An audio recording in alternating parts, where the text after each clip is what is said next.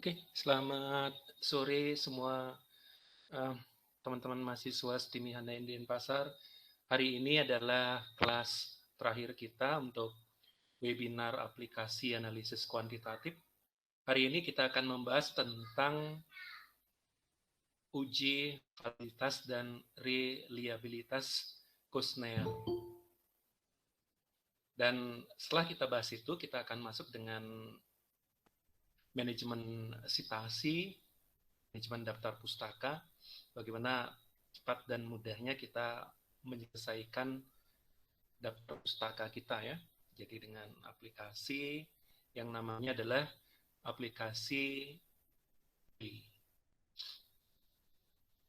Oke, nah jadi untuk pembahasan kita hari ini tentang uji validitas dan reliabilitas Kushner, jadi kita pergunakan atau kita perlukan apabila kita melakukan pengumpulan data primer berupa penyebaran kuesioner.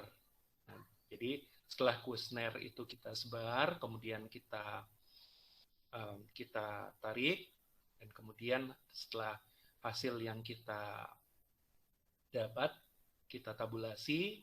Nah, kemudian sebelum proses atau dianalisis selanjutnya, ini sebelumnya kita melakukan uji validitas dan reliabilitas kuesioner.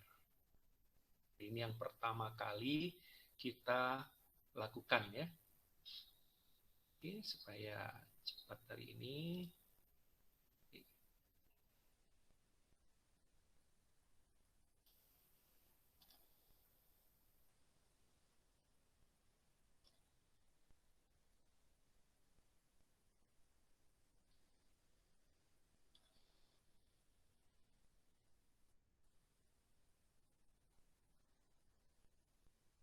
Oke, yang pertama kita bahas tentang uji validitas Kushner ya.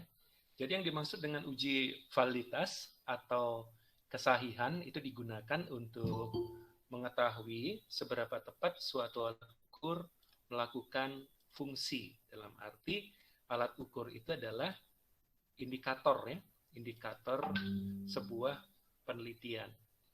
Nah, sejauh mana atau seberapa tepat indikator tersebut dipergunakan untuk mengukur variabel atau melakukan fungsi, maka dipergunakanlah uji validitas.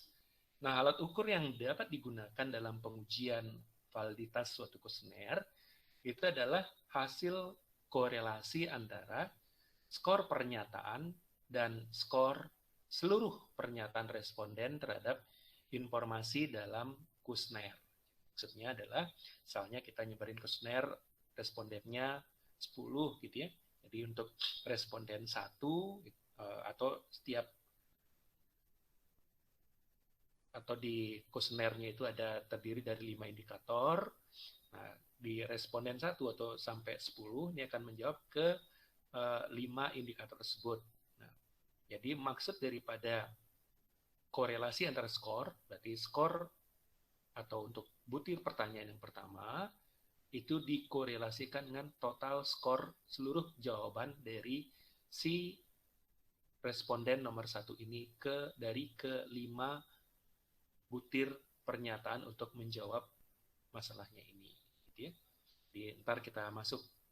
Jadi gimana maksud daripada mengkorelasikan skor pernyataan dengan skor seluruh pernyataan responden dalam informasi dalam kuesioner. Oke, kita masuk. Nah, jenis korelasi yang dapat digunakan di dalam korelasi Pearson antara skor setiap pernyataan dan skor total item ialah dengan cara memperoleh angka korelasi dalam validitas dengan SPSS yang sering dilakukan dengan dua alternatif. Jadi untuk alternatif 1, pengujian validitas dengan SPSS ini menggunakan angka R atau R hitung hasil korelasi Pearson yang dihasilkan melalui submenu correlate pada pilihan bivariat. Jadi seperti yang kita pelajari sebelumnya, kita mempergunakan menu atau analyze correlate bivariate Pearson ya. Yang kita cari itu adalah atau korelasi antara skor tiap butir pernyataan responden dengan skor total jawaban responden tersebut. Ini untuk alternatif 1. Kemudian untuk alternatif 2, ini menggunakan nilai R hasil correct item total correlation melalui submenu skill pada pilihan reliability analysis. Kita akan masuk ya di Google Class. Saya sudah postkan untuk latihannya, untuk pendalaman kita. Ini dia ya. Jadi di case kita ini, jadi responden itu berjumlah 30. Kemudian indikator berjumlah 10. Sekarang kita akan buktikan valid nggak dia, gitu ya. Jadi dari case kita ini, saya ulangi lagi, total responden 30, kemudian indikator sejumlah 10 atau berjumlah 10. Di ring interval jawaban itu ada 2, 0 dan 1. Nah, untuk ring interval jawaban ini ada interval atau skala Likert 5, skala Likert 7, 9, 11. Jadi terserah nanti ya yang mana mau dipilih gitu ya. Jadi sekarang kita akan coba ini ya, di dalam atau mempergunakan uji validitas kita akan mencari korelasi antara skor butir pertanyaan jawaban responden 1 ya, sambil contohnya responden 1, ini jawabannya adalah 1, dikorelasikan dengan skor total jawaban dari responden 1. Berarti 1 ini kita akan korelasikan dengan total skor respon 1. Berarti 1, 2, 3, 4, 5, 6, 7, 8. Berarti 8. Berarti butir 1 ini akan dikorelasikan dengan total skor 8. 2, yang butir jawaban 2, responden 1, 8, dan seterusnya. Itu maksud daripada uji validitas untuk alternatif 1. Ini sekarang kita akan coba uji ini ya, analisis SPSS ya. Analisis SPSS. Oke. Kita klik variable view, kemudian untuk name ini bisa macam-macam ya, bisa butir 1, mungkin yang diambil itu adalah motivasi dan lain-lain. Nah, bisa disingkat motivasi 1 atau mungkin indikatornya mungkin bisa ditulis untuk di name ataukah di label. Jadi nggak masalah. Jadi yang jelas bagaimana kita gampang untuk mengingat dan gampang kita untuk melakukan interpretasi. Oke, saya akan masuk karena di sini adalah butir 1, berarti saya akan masuk di sini, saya tulis langsung butir 1, berarti sampai ada 10 ya. Ada 1, kemudian butir 2, 3, kemudian ada butir 4, kemudian ada butir 5,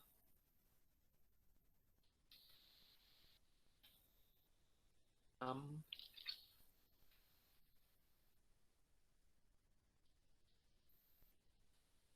8,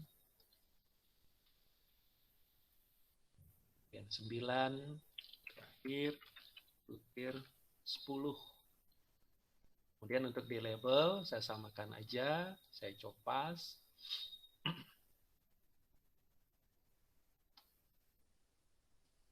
Ya, untuk desimal, karena kuesioner, saya nggak perlu desimal, saya nolkan aja desimalnya.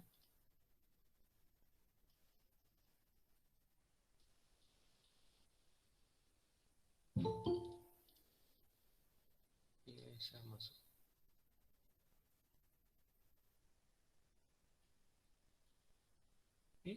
Setelah selesai, berarti kita akan entry satu persatu ya. Ya, sesuai dengan ini kita ya. Jawaban dari kuesioner yang kita punya. Jadi sampai di tal 30, kemudian dari 10 indikator kita, gitu ya. Oke. Kemudian karena kita akan mencari atau mengkorelasikan antara skor tiap butir pernyataan responden dengan total, berarti sekarang kita akan tambah di sini total ya. Kalau di Excel berarti tinggal kita klik summary itu ya, tinggal kita klik kemudian enter. Kalau di SPSS bagaimana? Caranya adalah klik transform, kemudian klik compute variable, target variable itu kita tulis bisa total, bisa jumlah, dan lain-lain. Kita disesuaikan dengan indikator atau kemauan kita untuk yang di total target ini ya. Jadi caranya adalah butir 1, kita bawa ke numeric expression, kemudian tambah butir 2, tambah butir 3, klik, tambah butir 4, klik, tambah butir 5, tambah butir 6, tambah, terus sampai seluruhnya. Selesai, kemudian tinggal kita klik OK. Nah, secara otomatis dia akan ada di sini tambahan ya. Kalau di Excel berarti ini 1, kemudian kita tarik ke bawah gitu ya. Ke bawah atau copy paste di bawahnya. Nah, kalau yang di sini tinggal di kayak tadi itu enter, udah semua terisi.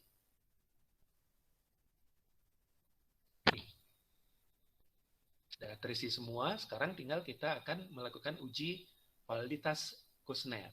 Validitas kuesioner, kita klik analyze, kemudian kita klik correlate, kemudian kita klik bivariate. Dan kita akan korelasikan antara butir 1 ini dengan total ya, butir 2 dengan total, butir 3 dengan total, sampai butir 10 dengan total. Klik semua blok situ, kemudian klik option, kemudian place with continue, correlation coefficient, Parsons, test of significant to tail, flag significant correlation, beri centang. Klik OK. Selesai uji validitas kita. Oke.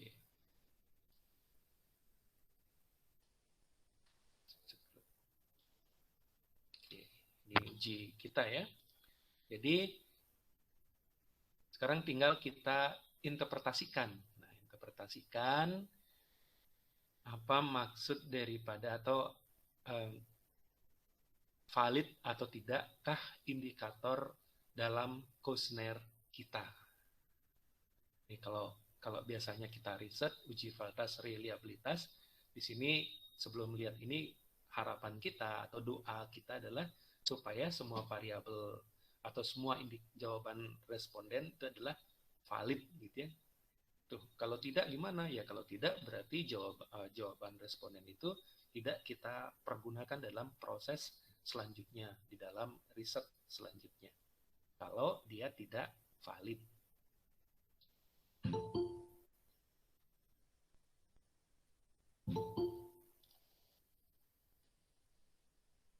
Oke, sekarang kita interpretasikan dari uji validitas yang telah kita lakukan tadi.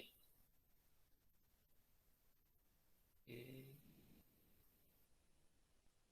masuk ya.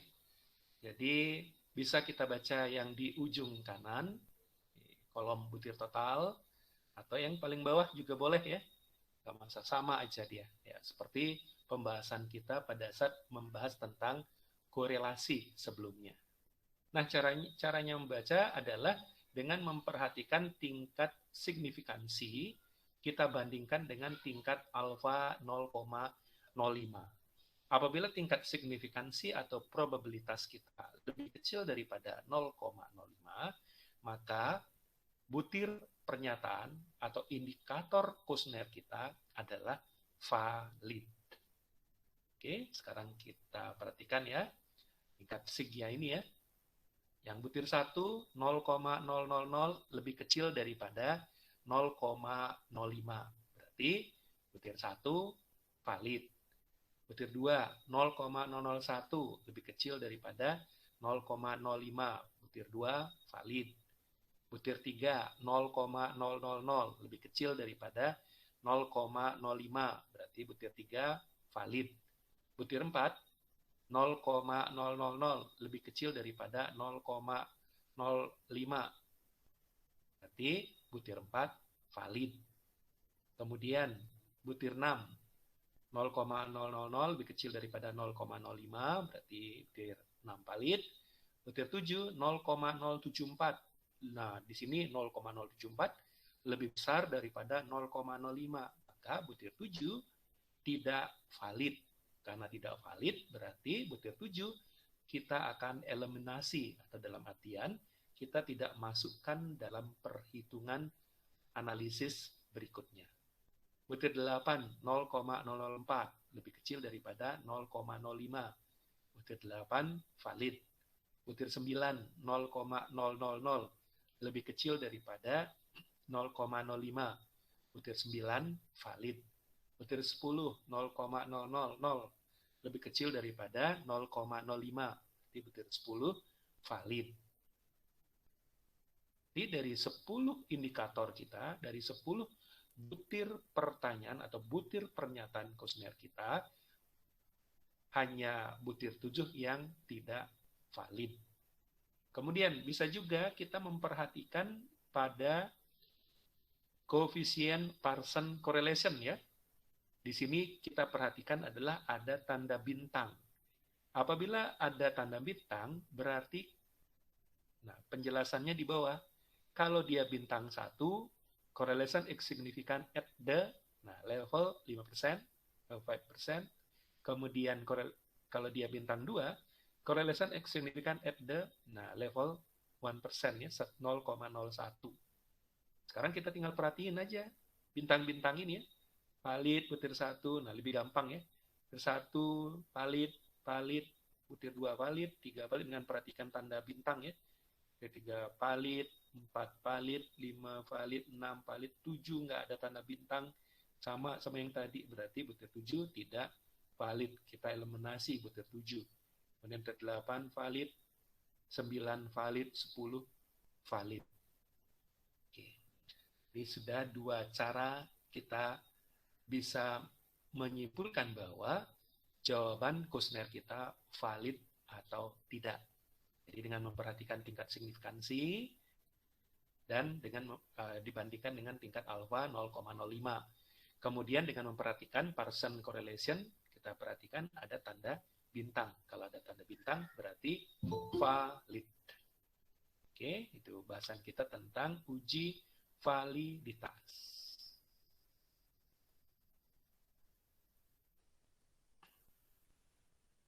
Oke, sekarang kita lanjutkan tentang setelah uji validitas, kita masuk dengan uji reliabilitas kuesioner. Nah, setelah pengujian validitas, ini selanjutnya kita lakukan pengujian reliabilitas. Tujuan utama pengujian reliabilitas adalah untuk mengetahui konsistensi atau keteraturan hasil pengukuran suatu instrumen apabila instrumen tersebut digunakan lagi sebagai alat ukur suatu objek atau responden. Jadi yang dilihat di sini adalah konsistensi.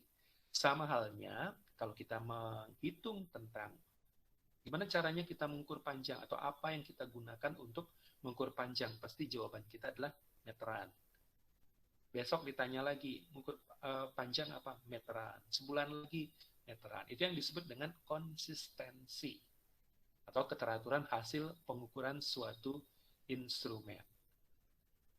Hasil uji reliabilitas ini mencerminkan dapat dipercaya atau tidaknya suatu instrumen penelitian berdasarkan tingkat kemantapan dan ketepatan suatu alat ukur. Dalam pengertian bahwa hasil pengukuran yang didapatkan merupakan ukuran yang benar dari sesuatu yang diukur.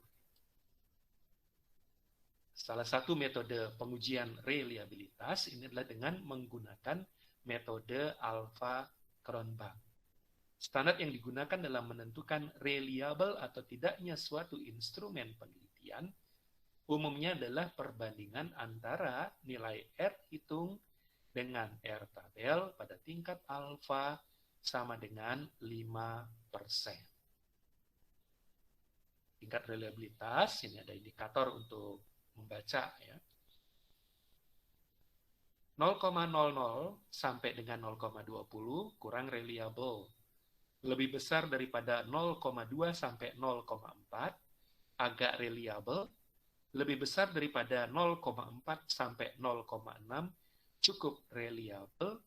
Lebih besar daripada 0,6 sampai 0,8 reliable, dan lebih besar daripada 0,8 sampai 1 itu adalah sangat reliable. Ini alat kalkulator kita. Sekarang kita akan coba masuk ke lembar kerja daripada SPSS kita. Ini dari soal yang tadi. Sekarang kita klik Analyze, kemudian kita klik Skill, kemudian kita klik Reliability Analysis. Analyze, Skill, Reliability Analysis. Kemudian kita akan ditanya di sini variabel apa aja yang akan kita uji reliabilitasnya. Yang kita uji adalah dari butir 1 sampai butir 10. Total tidak kita masukkan dalam uji reliabilitas. Karena total hanya dipergunakan untuk menguji validitas kuesioner. Tinggal kita klik aja. Kemudian klik statistik. Descriptive for kita klik item, skill if item, delete. Klik continue, klik OK. Selesai uji reliabilitas kuesioner kita. Ini hasilnya atau output daripada uji reliabilitas kuesioner. Oke.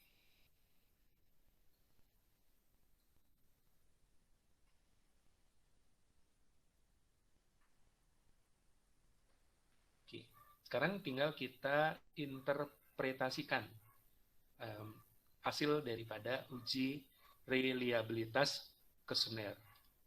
Oke, kita akan masuk. Jadi reliability analysis, case processing summary, ini adalah menunjukkan jumlah data yang kita uji, gitu ya. Jumlah data yang kita uji.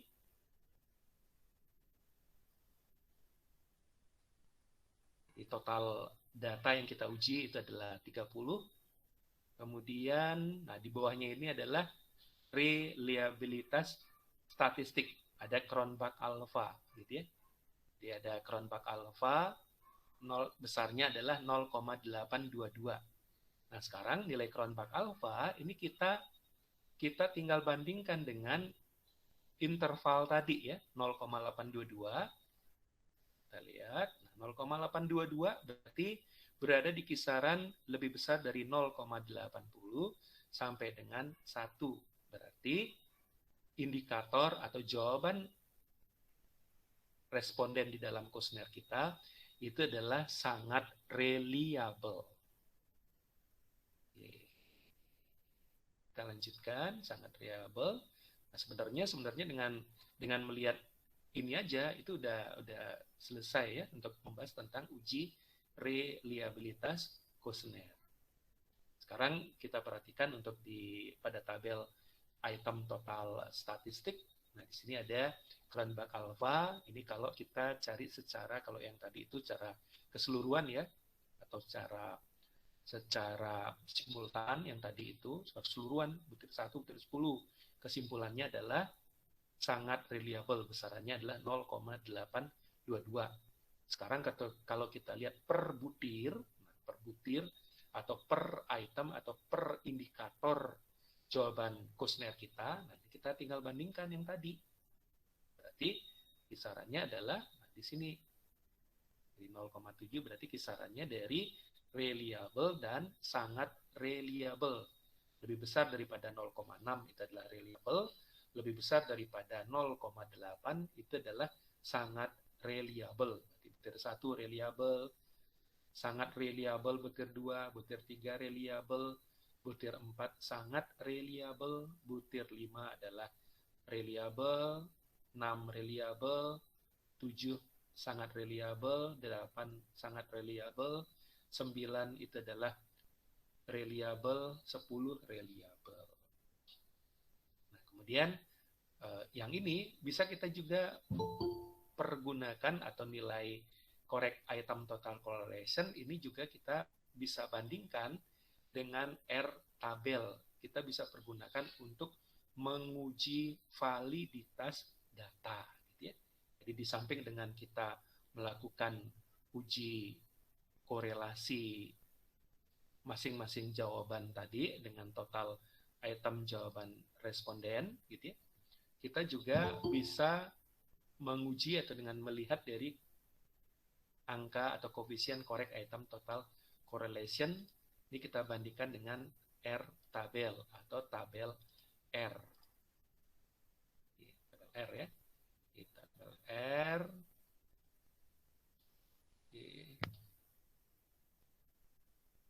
Ini angkanya adalah 0, tinggal dibuka tabel R atau dicari di ini ya, di Google gitu ya, tabel R gitu ya. Jadi angkanya adalah 30 minus, karena angka kita adalah 30 2. Nah, kita tabel R ya, tinggal kita cari ya, tabel R ya. Ini tabel R untuk DF 1,50, kita cari 0,05.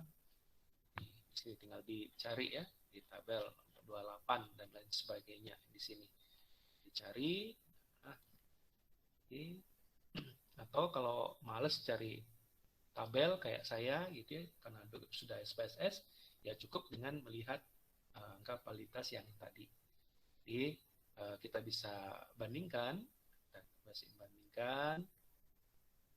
di sini 0,822 lebih besar daripada 0,2407, berarti valid. Kemudian yang di sini 0,2402, berarti yang lebih kecil hanya di butir 7 saja. Berarti dapat kita simpulkan bahwa dari 10 butir jawaban atau dalam kuesioner tersebut, hanya butir 7 yang tidak valid. Oleh karena itu, butir 7 kita eliminasi dalam proses perhitungan selanjutnya. Oke, kita membahas tentang uji validitas, gitu ya. Uji validitas. Oke, sampai di situ dulu sebelum kita masuk dengan uji atau dengan ini ya, mainly aja. Jadi sekiranya ada yang belum pas atau masih ingin didiskusikan, saya persilakan sambil saya persiapkan tentang uji atau ini ya, mainly kita. Atau ada yang sebelumnya yang ingin ini atau yang pernah buat atau kalau saya tanyakan ada yang pernah buat ini enggak? Pernah buat paper? Kalau ada, gimana cara untuk ininya ya, untuk mainly-nya gitu ya? Cara untuk mainly-nya kayak gimana gitu ya? Kita lihat nanti, kita bandingkan. Kalau dulu kita buat paper, kita manual bikin ininya, bikin daftar pustakanya. Nanti saya tunjukkan gimana modelnya sebelum sambil ini ya. Kalau ada yang belum jelas, silahkan kita diskusikan.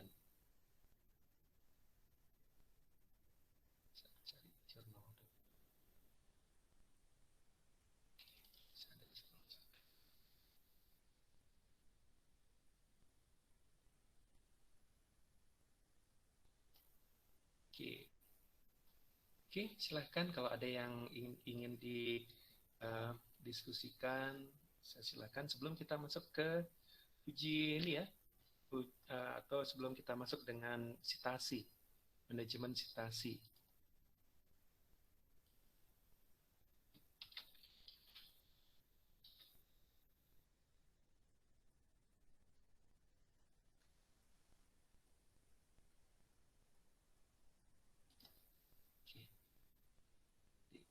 Manajemen sitasi atau daftar pustaka itu kalau kita sebenarnya kalau kalau kalau standar gitu ya, kalau kita bicara standar jurnal atau penulisan ilmiah itu penulisan sitasi atau daftar pustaka itu mempergunakan ini ya apa ya, maksudnya apa itu adalah American Psychological Association.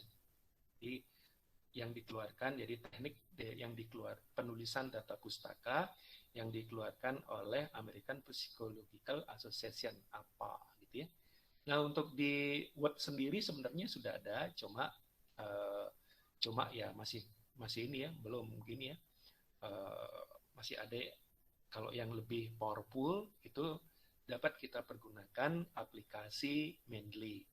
Nah untuk aplikasi Mendeley ini aplikasi yang open source atau free ya, siapapun bisa ngunduh ya atau ngedownload gitu ya, download, tinggal kita masuk ke ininya aja ya, masuk ke Google gitu ya, masuk ke Google tinggal ini ya, ini nggak kayak seperti SPSS yang pernah saya postkan sebelumnya gitu ya. Tinggal buka di Google ya, Mbah Google, kemudian tinggal diketik aja. Di sini adalah uh, Mendeley gitu ya, Mendeley Desktop. Wah, sini sudah ada. Tinggal diklik aja Mendeley Desktop, kemudian kita klik kanan gitu ya. Nah, ini tinggal kita masuk ya. Jadi bisa kita download dulu atau bisa sign in dulu. Nah, sign in kalau kita sudah punya akun Mendeley. Kalau kita tidak punya akun Mendeley, kita create account dulu. Gitu ya. Oke, sekarang versi yang terakhir itu adalah Mendeley 1.19.4 yang terbaru ya. Jadi kalau mungkin nanti pas kita install nggak ini ya, nggak mau match sama spek komputer kita, nanti dia akan keluar ini ya kayak model sun error gitu ya. Nanti kalau kalau seperti itu ya tinggal di chat atau WA saya, nanti akan saya kasih di versi sebelumnya yang mungkin sekiranya bisa diinstalkan ke komputernya. Mudah-mudahan bisa ini ya match sama spek komputernya. Nah caranya adalah ini tinggal kita pilih ya, mau kita for Windows atau uh, for Linux atau for Mac ya, tinggal dipilih aja. Tinggal dipilih. Kalau kalau kayak saya nih karena for Windows berarti saya klik for Windows, tinggal ditunggu aja ya. Tinggal diklik, ditunggu aja, nanti akan ini sifatnya adalah sangat ringan sekali dan powerful ya. Kemudian tinggal kita install ya, tinggal kita install. Saya sudah sediakan tutorial di dalam di Google Class ya. Atau bisa juga kita kita nggak download dulu, kita create account aja dulu, boleh nggak masalah gitu ya, nggak masalah, tinggal create account, tinggal kita masukkan ini kita email kita dan lain sebagainya, tinggal diikuti prosesnya, baru masuk dengan proses download dan lain sebagainya. Kalau kayak saya yang sudah ada ini, sudah ada akunnya, berarti tinggal saya klik sign in. Ya, tinggal ditunggu aja prosesnya sign in. Nah, tinggal saya masukkan emailnya yang saya daftarkan.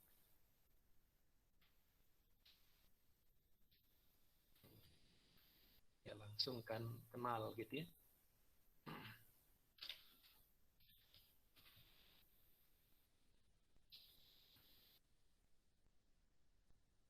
Dia akan masuk ke ini ya, Elsevier ya, di jurnal bereputasi Scopus ya. Nah, ini masuk. Nah, ini kita ya. Ini masuk. Ini bisa juga tinggal kalau sudah kita punya akun seperti ini, tinggal klik di ujung kanan ini ada panah ya, klik di sini, nah, kemudian klik download, gitu ya, klik download, dah, tinggal di download, kita sesuaikan for Windows, for Mac, atau Linux, disesuaikan dengan ini kita. Kalau sudah ya tinggal jalankan aja ya, jalankan aja aplikasinya. Oke, ini nanti kita dari sini kita juga akan bisa mendapatkan ini ya, jurnal-jurnal juga ya, jurnal-jurnal yang dikeluarkan oleh Elsevier. Jadi ini yang jurnal bereputasi, Scopus ya, ya. Scopus. Oke.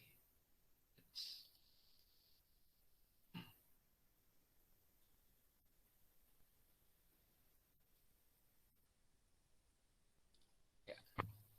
Oke. Nanti kita bikin ya di kampus di kampus lain gitu ya, kalau sudah bisa tembus Scopus itu nilainya atau Q3 gitu ya, Q3 itu sudah boleh kita sudah boleh disamakan, kita nggak perlu bikin skripsi gitu ya, jadi kita sudah dikonversi mendapatkan skripsi dengan nilai A gitu ya kalau sudah masuk di sini ya. Kita nggak usah pusing-pusing lagi buat skripsi gitu ya. Kalau sudah ini, kalau di kita akan rancang juga yang seperti itu. Oke, sini. Nah, ini banyak ya. Ini ada berapa macam yang sudah masuk ya. Oke, dan lain sebagainya. Oke, nanti tinggal diikuti tutorial untuk masuk di untuk install ya. Jadi kalau nanti ada nggak match sama speknya, tinggal WA saya aja, nanti saya kasih yang versi mainly yang sebelumnya. Mudah-mudahan bisa match dengan spek komputernya. Oke, kayak apa tampilan mainly? Nah, ini tampilan mainly. Ini tampilan mainly.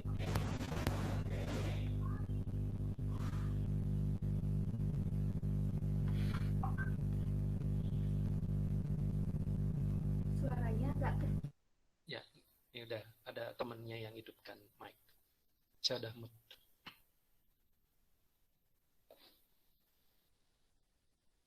Oke. Nah, ini tampilan ini ya. Nah, ini tampilan mainly ya. Setelah terinstall ya.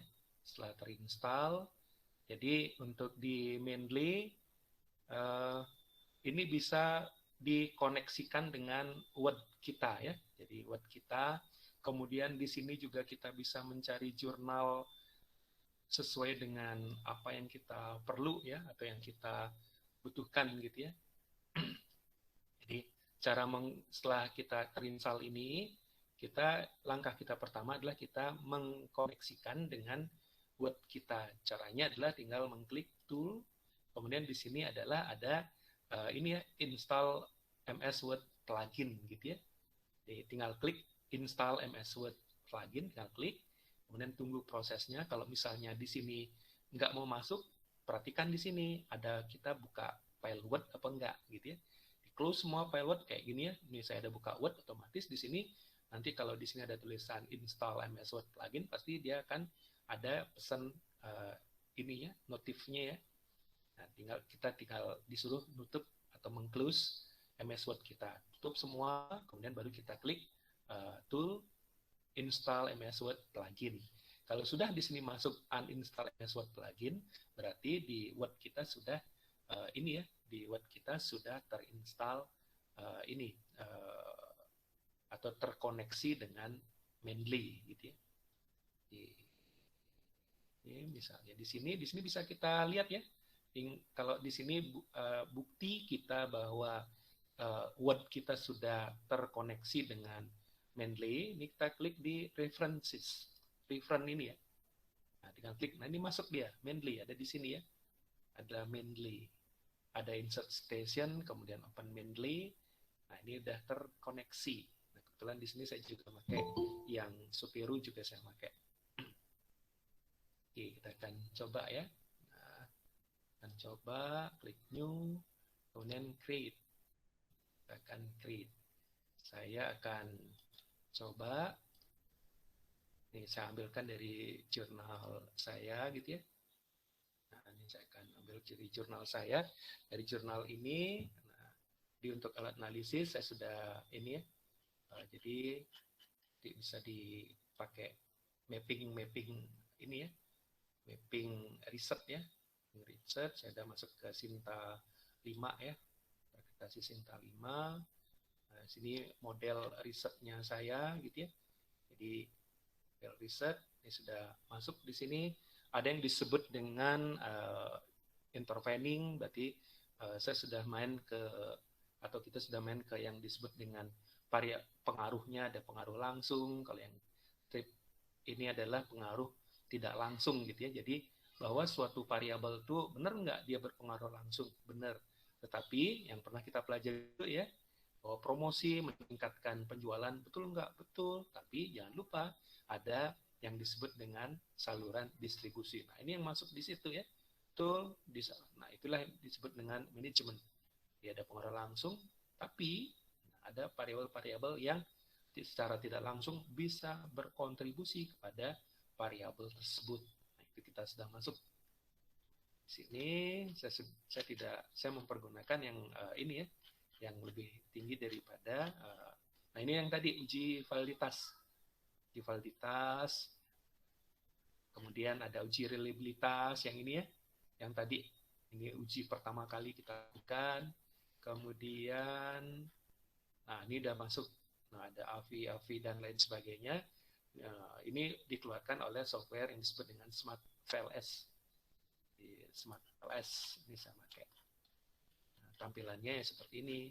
Jadi dia akan keluar seperti ini langsung ya, harus signifikan dia akan keluar.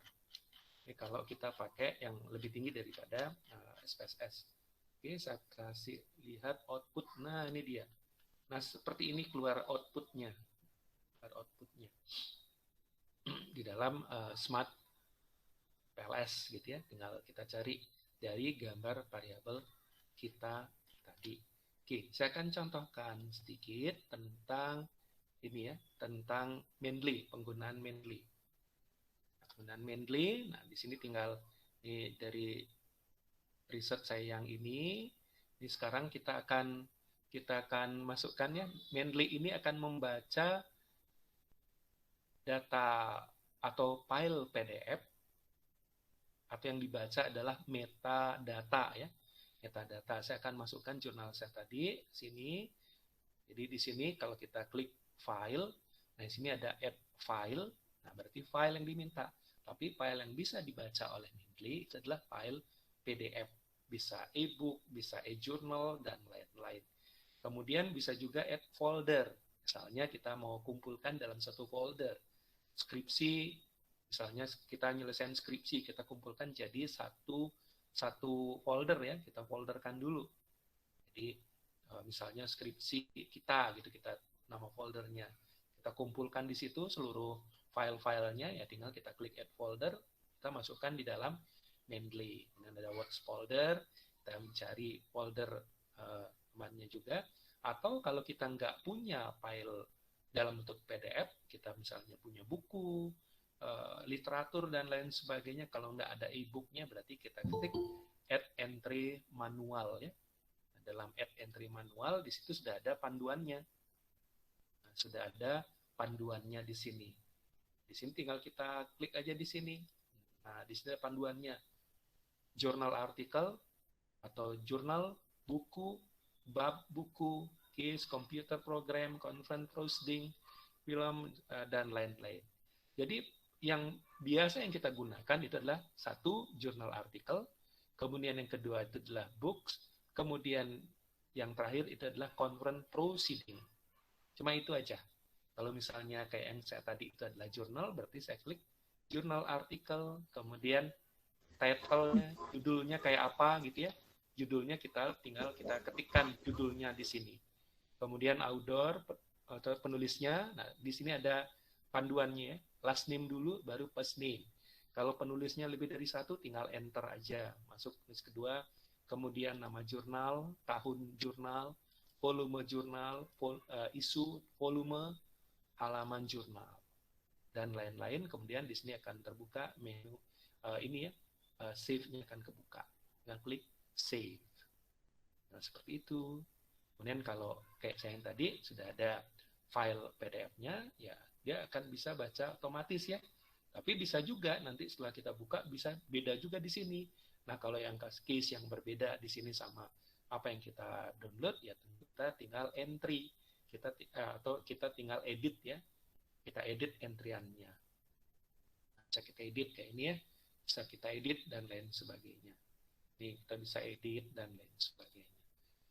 Nah, saya contohin ya secara cepat ya. Jadi add file gitu ya. Saya buka, kemudian saya buka file saya tadi. Nah, ini dia. Oke, tinggal saya klik aja. Saya klik open. Nah, otomatis dia muncul ya. Otomatis dia muncul di sini yang dibaca metadata judulnya. Penulis ya di sini. Nah, nama saya Jurnal Media Management, kemudian tahun 2020 volume 2, ini dia abstrak ya, langsung bisa baca URL, langsung dibaca jurnal sekian, kemudian filenya langsung dibaca dan seterusnya. Kemudian kita akan coba sekarang, kita buka file Word kita akan coba melakukan citasi di sini ya. Nah, citasi. Oke, kita ambil, ini jadi hasil risetnya saya ambil, misalnya di sini ya. Nah, oke.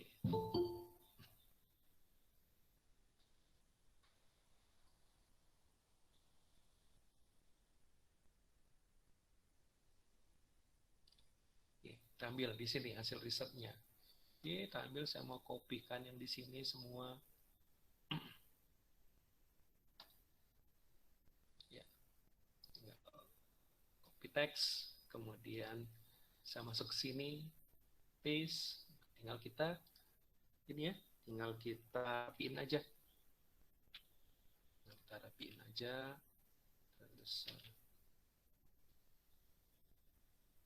ini tinggal kita kanan.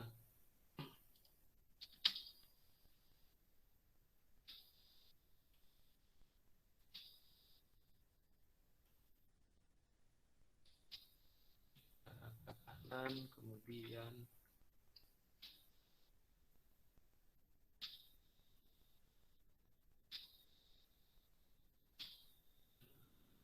oke, sudah di deskripsi jarak baris 2, ini tinggal bisa kita atur, tinggal kita tab gitu ya. Kemudian sumbernya ini adalah dari yang tadi ya, sumber dari riset saya, tinggal saya klik reference, kemudian insert station, kemudian go to Mendeley.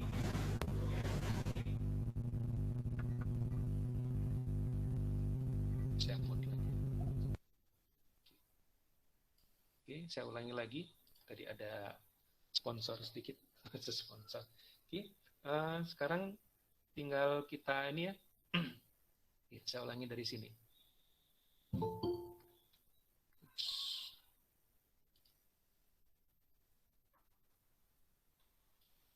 Oke, saya ulangi dari sini. Insert station, kemudian go to Mendeley, kemudian, nah ini yang jurnal saya tadi ya. Saya klik sini, kemudian saya klik site. Nah, masuk ke sini. Tes, masuk sini ya. Masuk sini, si titik. Nanti di sini akan ada blok ya. Kita akan tahu bahwa di sini itu adalah ini Mendeley ya. Nah, di sini itu tandanya. Mendeley, dia otomatis. Kemudian misalnya di sini misalnya di sini hasil risetnya ini ya, tinggal tunggu sebentar.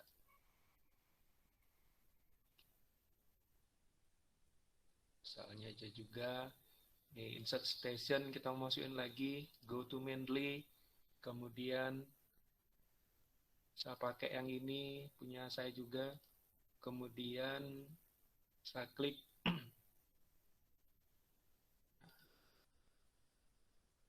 lupa tadi, saya ulang lagi.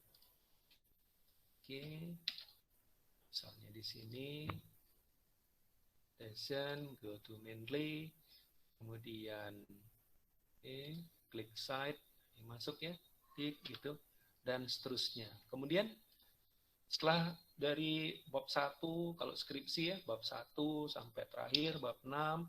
Nah, sekarang terakhir, udah buru-buru nih mau daftar ujian skripsi nih. Bayangin kalau kita manual bikin daftar pustaka ya. Belum lagi catatannya hilang di mana, kita simpan di mana gitu ya. Kan tinggal kita buat tengah, ini kita rapiin, double, ini standarnya adalah 14, kemudian klik di sini, kemudian daftar pustaka itu jarak baris 1, kemudian klik di sini, ini tinggal kita klik reference, kita klik insert bibliografi, nah otomatis dia muncul ya, ini otomatis dia muncul. Oke, tinggal kita blok, kemudian ini rapiin aja, udah selesai. Bayangin nih, dari bab 1 sampai bab 6, bab 5 gitu ya. Yang banyak gitu ya. Oke. Ya. Oke. Dan seterusnya. Ini gitu gampangnya kita mempergunakan Mendeley dalam citasi yang kita lakukan. Oke. Itu untuk Mendeley. Oke.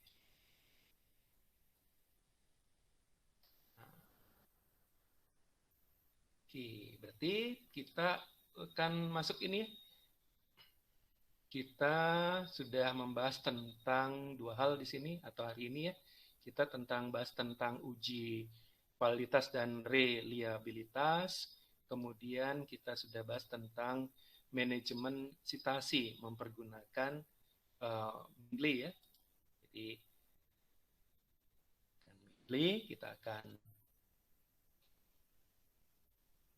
bagi sekiranya kurang jelas dan lainnya silahkan didiskusikan. Kemudian ini ya, kalau masih perlu tambahan lagi tinggal dibuka di tutorial. Nah, di tutorial saya sudah siapkan tutorial singkat lah ala kadarnya gitu. Yang penting substansinya kita masuk. Oke. Nah, sekarang karena hari sambil menunggu, kalau masih ada yang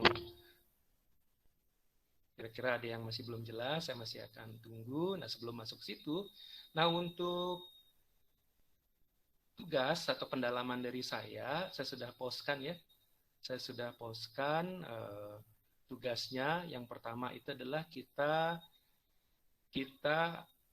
atau saya beri waktu 1 minggu. Di situ sudah ada due date-nya ya. Sudah ada due date-nya, kapan dikumpulkan. Nah, yang pertama kita akan mencoba tentang Mendeley. Jadi cara tugasnya adalah kita kumpulkan 5 jurnal, kemudian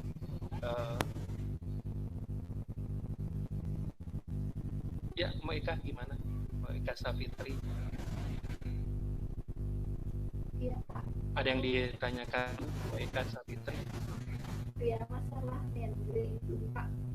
Kan itu tugasnya, itu kan Ya, kurang jelas Mbak Eka, mungkin dipaskan di ininya Mbak Eka. sudah Ya. dengar, Pak. Ya. Itu yang tadi Bapak kan jelaskan tentang Mendeley-nya itu.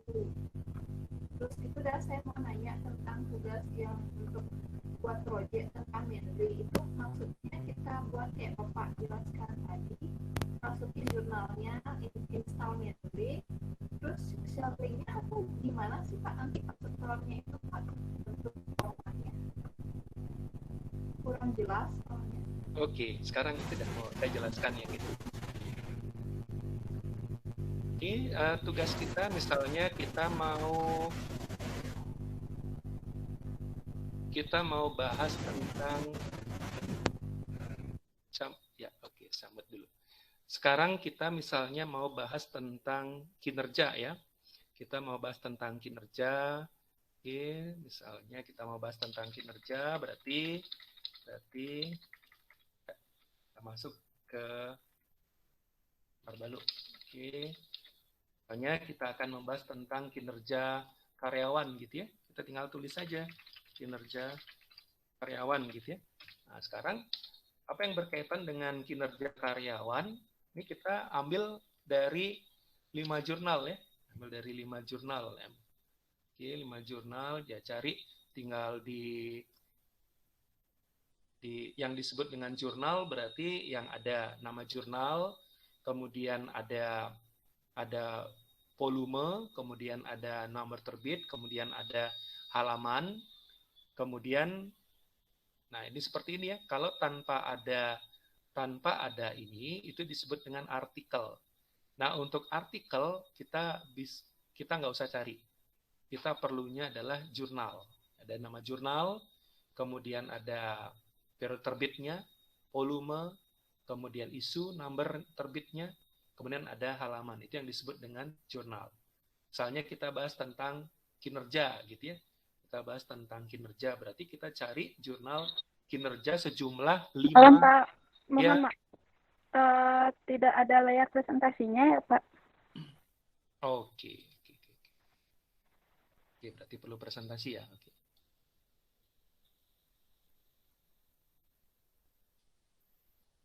Oke, misalnya kita bahas kinerja ya.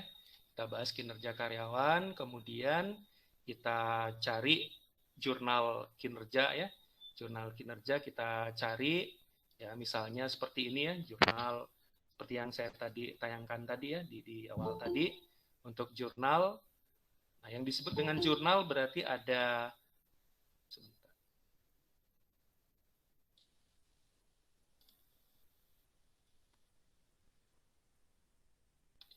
untuk yang disebut dengan jurnal berarti ada nama jurnal, kemudian ada periode terbitnya jurnal, ada volume, ada isu atau number, kemudian ada halamannya. Itu yang disebut dengan jurnal. Kalau tanpa ini, itu disebut dengan artikel. Untuk artikel kita nggak usah pakai. Kita fokus ke jurnal. Jadi kita cari jurnal kinerja ya, kinerja karyawan. Tuh banyak sekali ya jurnal kinerja karyawan. Banyak sekali, tinggal kita masuk di Google aja. Misalnya kita masuk ke Google aja, misalnya tulis saja sini ya, jurnal kinerja karyawan gitu ya. Misalnya kalau punya saya ada nih.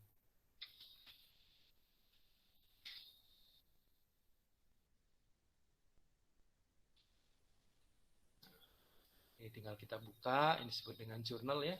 Ini kita akan masuk ke jurnal kinerja. Nah, tinggal kita kumpulkan aja jurnal tentang atau yang membahas tentang kinerja ya. Kita membahas tentang kinerja karyawan ya. Karyawan kita kumpulkan sejumlah 5. Kemudian kalau sudah ada, nah kalau sudah ada berarti seperti yang saya contohin tadi gitu ya. Nah, mulai dari pengertian, mulai dari indikator, bisa kita masuk di situ, mulai dari hasil temuannya tentang kinerja karyawan dan lain-lain gitu ya. Yang di sini ya kan, di sini kan ada kinerja adalah dari diambil tinggal buka yang tadi ya. Misalnya kita ambil yang di sini misalnya kinerja adalah misal ya, misalnya tinggal di copy kayak seperti yang saya contohin kayak tadi gitu ya. Tinggal di enter, kemudian masuk sini, paste, dan lain sebagainya gitu ya. Nah, kemudian tinggal masuk site, nah, sehingga terakhir kita isi daftar pustaka. Oke. Itu gambaran dari tugas atau project kita pertama, Handley ya. Nah, Handley, jadi file yang dipostkan di Google Class itu ya adalah ini ya, itu adalah bentuknya Word supaya saya tahu bahwa sudah mempergunakan Mendeley ya, dari sini ya, Mendeley. Atau kalau mau lebih lagi ya silakan mau di videoin juga boleh gitu ya, malah lebih bagus lagi, silakan untuk tugas kita yang pertama. Untuk tugas kita yang ini, nah untuk tugas kita yang pertama ini itu ada waktu, jadi kita punya waktu selama seminggu ya, sudah ada di situ di Google Class sudah ada due date-nya ya. di situ ada silahkan tinggal di-postkan aja di classwork atau tugas kelas.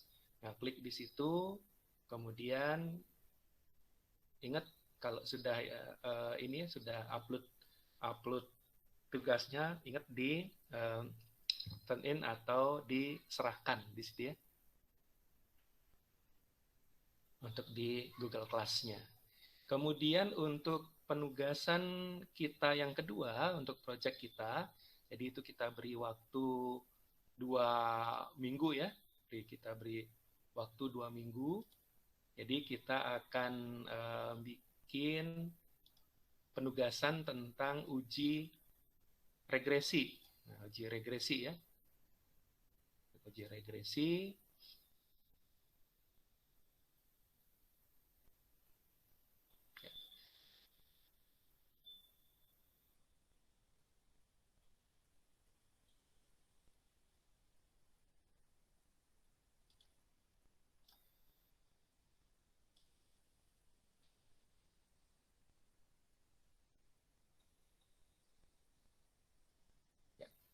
Ini tugas kita yang kedua, ini waktunya 2 minggu ya. Di 2 minggu waktunya adalah kita menyelesaikan project tentang regresi. Jadi di sini kita diminta di sini yang pertama kita adalah bikin hipotesis, buat hipotesis dari case kita ini ya. Jadi kalau seperti ini berarti hipotesis kita ada berapa nih kira-kira nih hipotesisnya? Itulah jawabannya kita nomor A. Gitu ya. Berapa kira-kira nih? Berapa kira-kira? Kita susun di sini ya, hipotesis 1, hipotesis 2, 3, 4, dan seterusnya kalau ada. Kemudian selanjutnya adalah lakukan uji asumsi klasik. Berarti kita melakukan uji asumsi klasik dalam SPSS. Asumsi klasik, kemudian paling tidak kita pakai adalah uji normalitas, kemudian uji multikolinialitas, autokorelasi, dan heteroskedastisitas. Jadi silakan, kalau sudah keluar hasilnya, outputnya sudah keluar, tinggal masukkan di sini. A, uji normalitas. Di gambarnya kayak gimana? Oke, tinggal dijelaskan. Menurut itu, titik-titik dan seterusnya. Kemudian selanjutnya, nomor C, regresi linear berganda. Silakan uji regresi lakukan. Kemudian setelah melakukan uji regresi, kemudian kita susun persamaan regresi. Persamaan regresi dari case kita adalah Y sama dengan A plus BX1 plus BX2 dan seterusnya. Kemudian kita interpretasikan positif artinya ini, negatif kalau negatif isinya seperti ini. Sudah ada di materi kita sebelumnya. Kemudian selanjutnya adalah koefisien determinasi dari apa gitu ya. Kemudian selanjutnya koefisien korelasi. Korelasi yang di sini adalah korelasi yang ini ya, yang simultan, yang R tadi ya. Nah, yang R nanti ada. Sudah ada di tugas kita, itu yang dipakai di sini untuk uji korelasi. Terakhir baru masuk dengan uji hipotesis. Berapa hipotesis yang kita tulis di huruf A ini, itulah jawaban kita untuk di huruf F. Seperti itu ya, untuk menjawabnya ini. Jadi mana yang diminta itu aja yang dijawab. Nah, untuk mengisinya, ini sudah ada ya, kan sudah pernah kita di waktu semester sebelumnya ya, sudah ada keterangannya di situ. Oke.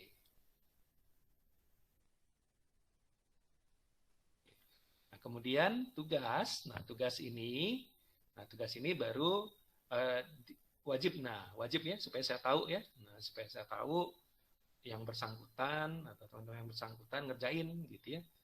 Ini wajib divideokan, bisa kayak buat tutorial gitu ya.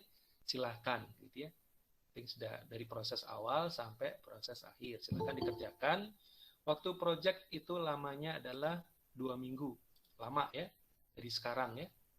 2 minggu sampai di UAS terakhir. Tinggal nanti pas di UAS tinggal ini ya, di-upload. Kalau misalnya video berarti masuk aja ke YouTube ya. Nanti saya dikasih linknya di situ ya. Supaya nggak berat waktu kita ini upload tugasnya. Tinggal kasih linknya itu, udah selesai. Tinggal terakhir kalau sudah upload, turn in atau diserahkan. Selesai berarti tugasnya, sama dengan yang tadi. Ini tugas yang ini nanti akan masuk pada saat tanggal 27. Nanti akan ada menu untuk mengupload tugas. Nah, untuk yang hari ini itu untuk mengupload tugas Mendeley yang tadi. Oke, itu ini kita. Oke, silakan kalau ada yang ditanyakan. Jadi ada 2 buah project yang kita ini kan ya, kita akan kerjakan mulai dari untuk project untuk minggu depan, kemudian minggu depan Mendeley due date-nya, kemudian 2 minggu lagi adalah yang tadi regresi.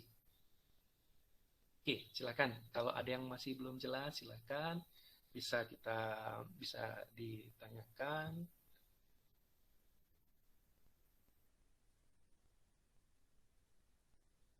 Oke, silakan. Kalau ada, ya.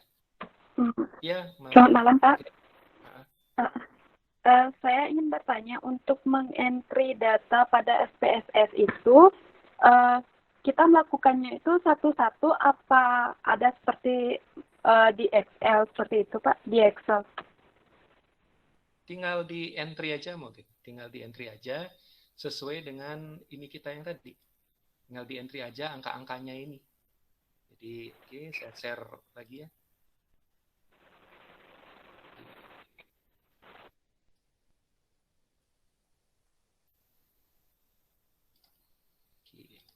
Cara ngentry. Nah, cara ngentry kalau ya, oke, kalau di case kita cara ngentry ya tinggal diketik biasa aja. Nih berarti di name-nya Y, X1, X2 atau mau X1-nya duluan nggak masalah gitu ya. Nggak masalah. Kemudian tinggal di entry aja satu-satu nih sesuai dengan angkanya yang ini. 24, 21. Nah, ini tergantung dari name-nya. X sudah ada di bawahnya ya, sudah ada di bawahnya. Cara untuk mengisi ya tinggal di entry aja. Kemudian kalau sudah entry ya tinggal lakukan sesuai dengan yang ini. Oh, berarti memang satu-satu ya, Pak ya? Iya, satu-satu. Maksudnya Baik. mau jadi sekaligus, mau di Ya, maksudnya saya kan bisa di copy paste seperti itu untuk entry datanya itu, Pak. Katakan ada yang angkanya koma-koma dan variabelnya itu banyak.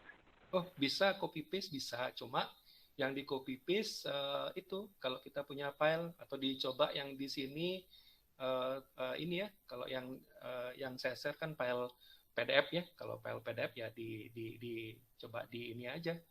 Kalau yang make Nitro kan berarti di-convert dulu ya, Pak ya? Baru boleh convert. Ya, tapi dicek lagi angkanya Mogek ya. Nanti kalau di-convert kemungkinan besar pasti akan ada yang berbeda gitu ya. Kalau saya sih lebih condong ya langsung entry aja kan jumlahnya sedikit gitu ya. Ya, tapi boleh, tapi dicek lagi angka-angkanya gitu ya. Yang kita perlukan angkanya. Baik, Pak. Terima kasih. Baik. Oke, silakan ada lagi, silakan yang di entry lakukan sesuai dengan instruksi yang tadi. Oke, saya ada pertanyaan dari Pak Agung Rakanita. Apa screen record-nya bisa di-share? Oh, tentu bisa. Nanti saya kompresi dulu ya, supaya bisa masuk ke YouTube dan lain sebagainya. Oke, silakan ada lagi. Nah, kalau misalnya ada lagi, kalau misal masih dalam mungkin lagi sebentar kita baru ketemu, masalahnya ya tinggal di ini lagi ya, tinggal di chat atau di WA atau di Telegram saya silakan. Oke, silakan ada lagi sebelum saya akhiri. Silakan ada lagi. Cukup sekiranya cukup dulu ya. Nanti sambil jalan itu proyeknya lama ya, 2 minggu. Jadi untuk di regresi, tapi kalau dikerjakan paling sejam 2 jam aja selesai. ya 1 jam 2 jam selesai. Nah, untuk bikin video ya silahkan, pasti lebih tahu dari saya, pasti hasilnya lebih baik gitu ya. Hasilnya lebih baik. Jadi silahkan mau screen recording, mau video, dan terserah ya, silahkan. Silahkan, nanti tinggal di upload di ini aja ya, di YouTube, kemudian di share ininya, linknya masuk ke Google Class ya. Oke, mungkin itu aja dulu dari saya untuk kuliah kita hari ini. Mudah-mudahan dari pertemuan pertama dari Pak Soputra sampai saya, ya kalau ada salah kata, salah ucap yang tidak disengaja, kalau sengaja sih pasti keceplosan gitu aja ya. Kalau nggak sengaja mohon dimaklumi dan lain sebagainya. Kalau ada yang masih kurang ya nanti kita saling sharing sama-sama. Mudah-mudahan selalu kita dalam keadaan sehat sampai nanti kita dapat izin buka atau diperbolehkan buka kelas seperti biasa lagi dan seterusnya. Oke, untuk kuliah hari ini saya akhiri. Sampai ketemu di kuliah-kuliah lagi, ataukah mungkin nanti sampai di UAS dan lain-lain. Silahkan nanti mau diskusi dan lain-lain silahkan gitu ya. Oke, sampai ketemu minggu depan atau 2 minggu lagi pada saat 2S. Terima kasih atas atensinya hari ini. Sampai ketemu minggu-minggu depan. Oke, terima kasih.